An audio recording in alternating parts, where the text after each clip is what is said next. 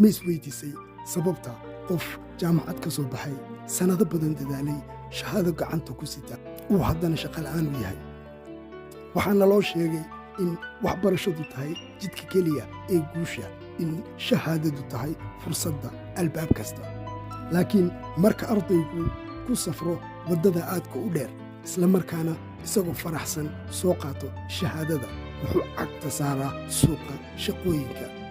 goortaas ayuu ku baraarugaa in furaha la soo siiyey uusan furayn albaabadii loo ballanqaaday. dhibaatadu ma aha in dhallinyaradu dadaalyari hayso. dhibaatadu waa in tirada shahaadooyinka la soo saaro ay ka badan tahay fursadaha shaqo ee jira, isla markaana aan loo diyaarin ardayga xaqiiqada ka jirta suuqa shaqada. marka rajo la dhiso oo xaqiiqa adag ku burburto, halkaas ayay ka bilaabataa jahwareerka jiil dhan.